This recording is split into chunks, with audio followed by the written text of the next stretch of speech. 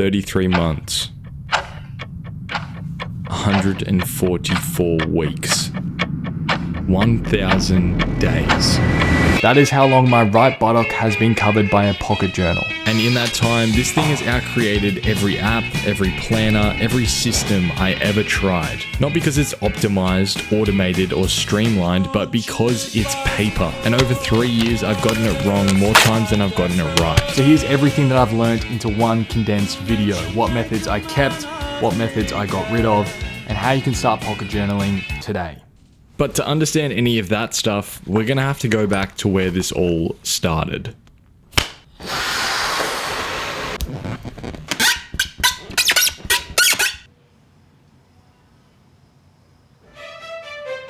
Would you believe me if I said I used to think journaling was lame? Because I used to skateboard. And rather than expressing my feelings on paper, I hid them and threw myself down sets of stairs. Because it was cool to act like it didn't even hurt. It was cool to act like you weren't even trying. But as I grew older, my passion for things intensified. I didn't want to act surface level anymore. I was curious about what I could make, about what life would look like if I started to care about where I was going. So thankfully, I stopped throwing myself down stair sets and started trying. I was making videos, DIY projects, my own workshop, and it was around then that I vowed I wouldn't be a consumer anymore. But somehow I was managing it all in my brain. I quickly realized that I needed an outlet for my ideas, and that's when I decided to make a purchase that turned out to be really cool.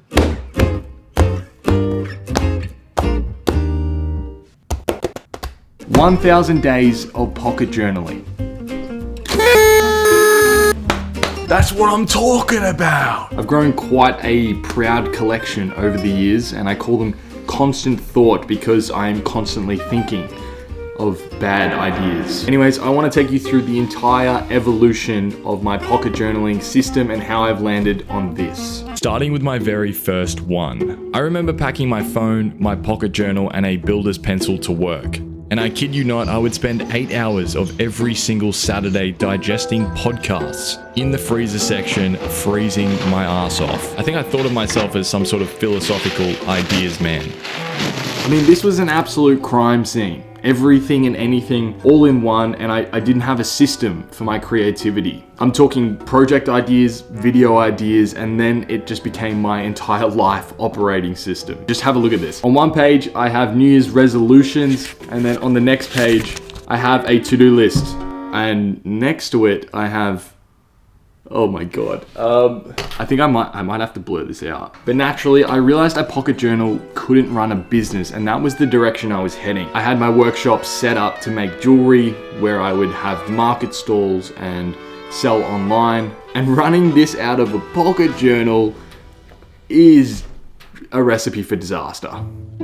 So I started to digitize everything. I'd use the pocket journal on the fly every day, but have the digital systems in place for the business, for tasks, and well, mainly the boring stuff. My digital systems were working really well for the business, so I figured, why not just move everything to digital?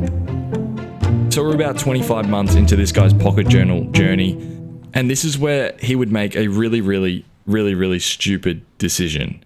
He would decide that his creative-led business would no longer need the creative tool. And he digitized everything. He was so proud of it, until he realized his ideas were shit. It took me this long to realize that the chaos that goes on inside these pocket journals is not the problem.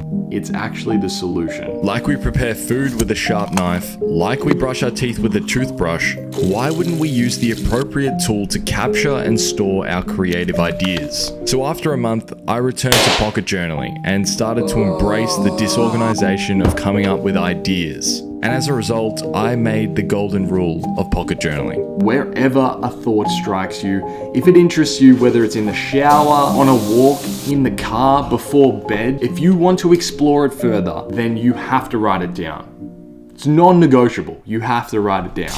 Oh my God.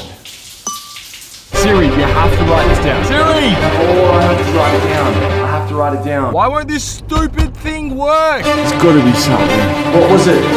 What was it? Hello! I have to write it down. I have to write it down. Siri! Hello. Haha! Got it. That is why this thing is in my pocket always, for whenever that idea strikes. Non-negotiable. Once I returned to the pocket journal, I started testing different methods. Big books, small books, different colored books, blank, dotted, gridded, gold pages, cover, no cover, wallet journal, weekly journal, bad journal, journal with pen. You name it, I've tried it. I mean, I've just tried to figure out what works, what doesn't. I came up with this system. If you're new to pocket journaling, you want to get into it, you want to stay consistent, I'm going to show you the easiest process I've found to bring myself back into a pocket journal every single day. Every single week, I make a spread. It's as easy as writing down the number of the week, and then I'll just evenly space out the days on the double page. So my system for this weekly planner is boxes for to-dos and tasks, arrows for events, and then a priority star. I only allow myself 3 priorities per day. This is not the reason I use a pocket journal, but it is the reason I keep coming back to it every single day. And then when that thought strikes, it's almost second nature to reach for your back pocket, and you're gonna come back in here and you're gonna write down that $1 million idea. And then what a lot of people struggle with is, well, what do I do once I write the idea down? The reason why you do not implement all this inspiration, all of these ideas, is because you don't go back and look at it. Make a habit of it to go back to the last weekly spread, look at all the pages in between, and just revisit your ideas. Beautiful. See ya. Do I need a signature for that? Yes, perfect. Thank you very much. Sam. Sam, thanks Sam. See you, mate. 8 boxes of stock. Oh, look at that. Wow. That's what I'm talking about. I completely designed this system, obviously, after 1,000 days of all the mistakes, all the things I didn't like, and I want to run you through why I landed on this specifically. Okay, let's start with just the book. So I've got a gridded version and I've also got a blank version. I do love a blank journal, but right now I'm rocking with the gridded. Ivory cream pages. They are 100 GSM, meaning your pen marks do not go through. There's a few instructional pages on how I use my pocket journal. I have this nice elastic that covers the logo. The back 16 pages are terrible. This means you can quickly make a handwritten note without tearing out the pages and making a huge mess in your book. And now for the cover. This is what makes it a system. The cover itself is top grain leather finished with a handmade brass badge. You got 3 card slots on the left, meaning that you don't need to take your phone out with you if you're going on shorter trips, like to the shops or something. There's also a little pocket in here for any cash if you're old school like that. There's also a really lovely magnet closure. That is so, it's really light. It's not a heavy magnet. Put my custom pen in here, and that is the full system. And just watch. From my back pocket to an idea to written on paper.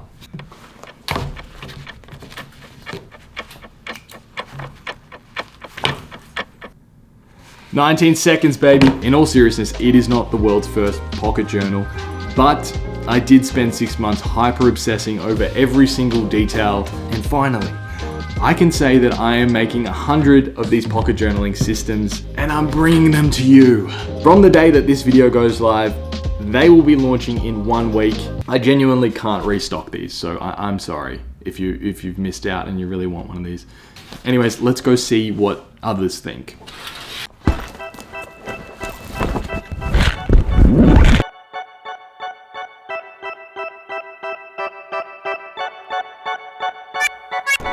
Hey, can I ask you guys a question? You told this one. Oh yeah, sure. You guys journal at all? Sorry? Journal? Write anything down? Oh, I did diaries. Like I did it a long time ago, but definitely not anymore. Do you guys want to start journaling? I mean, Sure. I'm just handing them out. Thank you so much. That's so Thank sweet. you. That's so nice. What is it? What is it? Wow, I've always wanted one of these. Let's see. Yeah. Thanks, dude. They're so good, dude. I love this. This color is sick. Greatest gifts we could have ever given. Appreciate that, dude. Thanks for coming out. Of course, man. Mate, the little details you've cooked. Dude, thank you. Thanks, mate. Which one would you like? I'll have that. This one? Thank you. I might take one of these. Thank you. Alright, close your eyes. Yeah, over them.